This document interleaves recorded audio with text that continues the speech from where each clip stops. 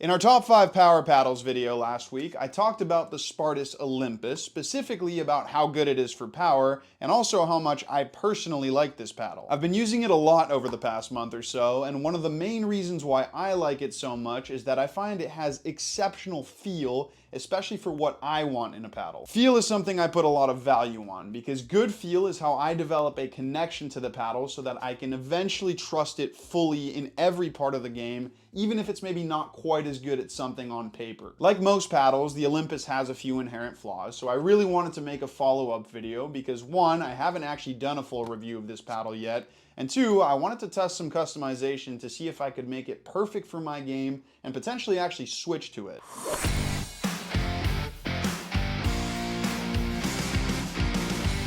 Hey everybody, it's Luca from Rackets Runners. So this is going to be a slightly different video. I'm not going to review this paddle the way I usually do, just because I think it's maybe a little bit late for that. Instead, I'm going to talk about all that usual stuff, spin, power, control, and feel, but more so in the context of the customization I did and talk about how those characteristics may be improved or actually got worse compared to in stock form. When I initially tested this paddle, the positive characteristics were super obvious, but it also had a few inherent flaws mainly related to control, as you would expect from a power paddle. The thing is, I felt that with a few strips of lead here and there, I could pretty easily correct some of those issues, and because this is a hybrid paddle, I knew lead tape wouldn't make it too hard to use. After playing with it for another week, I've landed on a certain spec that I think is pretty much perfect, especially for players who want to play with this paddle at the highest level. Now I'm just quickly going to go over the stock form specs here so you can keep those in mind. The Olympus is a hybrid paddle, so it's 16.35 inches long, it has a 5.5 inch handle, and it's 14 millimeters thick. That's obviously on the thinner side, and it's also got what Spartus is calling an ascension core, which is the main driving point for its unique power profile. It's a honeycomb core with a standard foam edge wall that's there to boost stability, not power.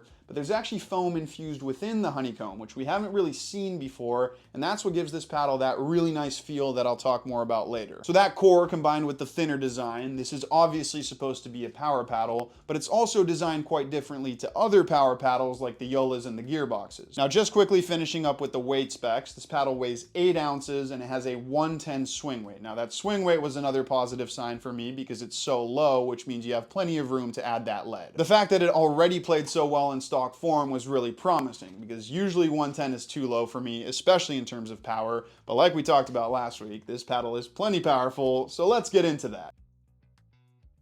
The Spartus Olympus feels unlike any other paddle I've ever tried, except for maybe the Paddletech Bantam TKO, and honestly that's a bit of a stretch because I much prefer the feel here. The best way I can describe the feel here is that it's really stiff, similar to Gen 2 thermoform paddles, but unlike those paddles, this actually has a trampoline effect. I was really taken aback by that the first time I tested it because every other trampoline effect paddle feels quite soft. You think Pro 4s, gearboxes, even the 14 millimeter versions of those paddles still have quite a long dwell time. I love the springy and firm feel. It's like it combines the best of both worlds between that ultra responsive feel of a thermoform paddle with the insanely positive feedback you get from a trampoline effect. For those of you who haven't heard me wax lyrical about trampoline effect paddles, the way they bounce the ball out is the closest feel you can get to strings in a tennis racket. For me and a lot of other players who come from a tennis background, that feel is something we're so used to that it provides us with this unique sensation of control, almost like we can manipulate the pickleball in more ways than we can with other paddles. So trampoline effect and firm, that's the unique feel here. Think the difference between the trampoline you have at home and this springboard that gymnasts jump off of.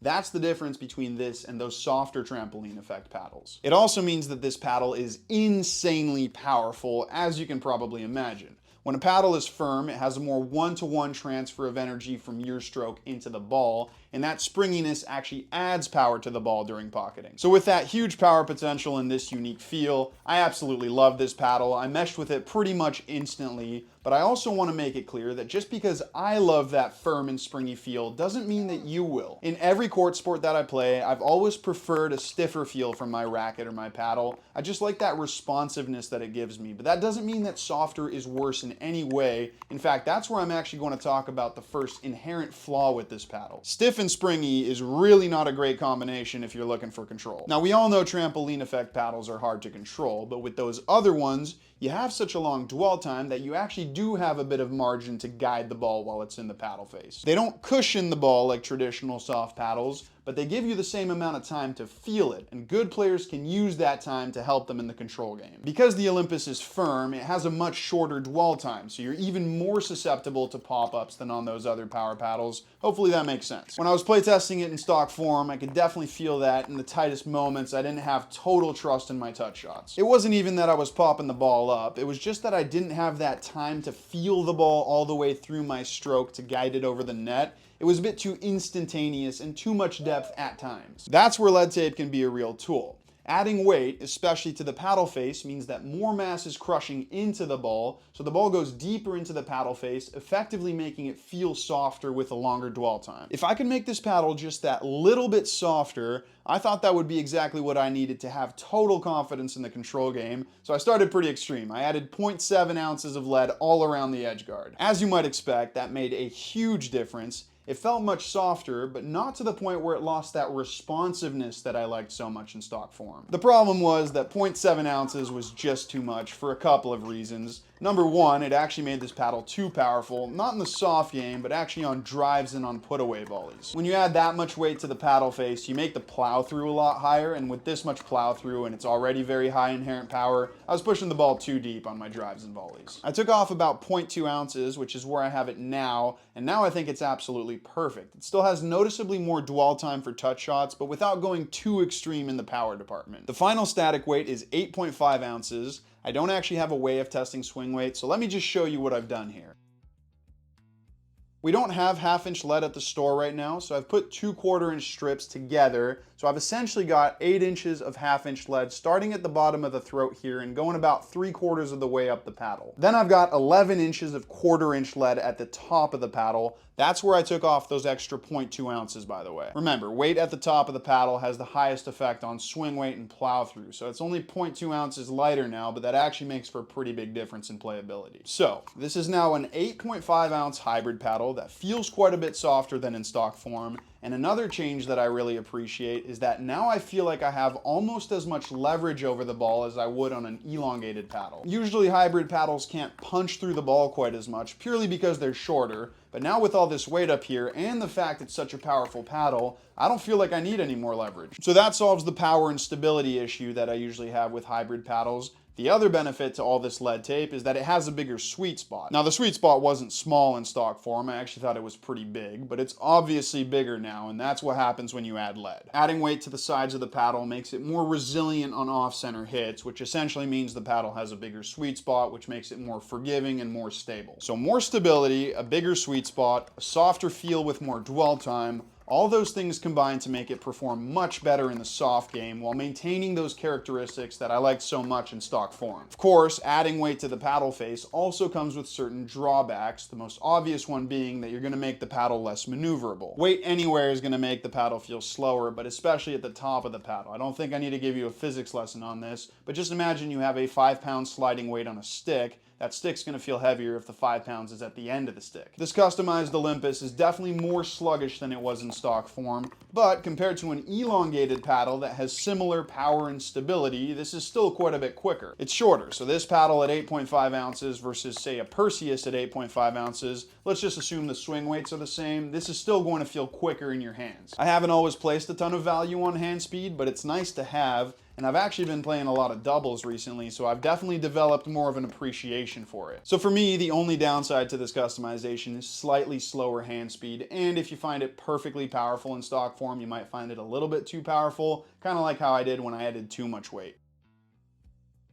The next thing I want to talk about here is spin. Now, I was very happy with spin when I tested this in stock form, so it wasn't actually an area I was looking to improve with customization, but it certainly did. Let's talk about why this paddle is so inherently spin friendly for a second. It's pretty much the same thing I was saying earlier for why it's so powerful. Firm paddles like this also transfer spin efficiently from your technique into the ball, and spring effect adds to that spin even more. Again, think strings in a tennis racket. I was hitting huge spin with this paddle on drives, serves, volleys. What was a little lacking was its soft spin game, and that makes sense. It's hard to hit a finesse spin shot with a paddle this stiff. Thanks to the lead tape and that softer feel and longer dwell time, you have a little bit more of that ability to caress a spin shot into the kitchen. So it's still not the best in the soft spin game, but much better than it was stock. It's also, of course, a hybrid paddle, which already complements the soft spin game really well because it's shorter and whippier, which means it's easier to brush up on the ball to hit that finesse spin shot. So much to my satisfaction, adding weight to this paddle transformed it from an elite spin paddle to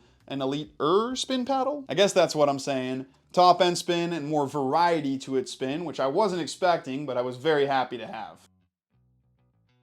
Now the big question is, am I going to switch to this paddle, or even better, do I think this customized Olympus is the perfect pickleball paddle? No to the second part of that question, which is going to help me answer the first part. I'm not quite sure I'm ready to switch yet. The big question mark for me here is still control in the soft game. It has improved massively with weight, more stability, more dwell time, a bigger sweet spot, all great things, but this is still not a control paddle. It's still relatively firm and very springy, which makes it inherently difficult to control, and while I tend to prefer these inherently difficult to control paddles, I'm not quite sure that's what I should go for. I had that customized True Foam Genesis that I talked about in the power video while I was testing this Olympus, and when I switched to the Genesis, it was pretty obvious how much better it was for control. Softer cushioned paddles like that are always going to make the soft game easier, and because I'm not Ben Johns, I don't have the most velvety touch on every shot, I don't know if I should actually use something that makes the soft game harder. Sure, it might be fine for like 95% of my touch shots, but when I'm super tight and can't miss or pop the ball up, that marginal difference in confidence between a cushioned paddle and a springy paddle could be the difference between winning and losing. On the average shot, especially for power and spin, that addictive feel I get on these springy paddles, especially on the Olympus, is something I value very highly,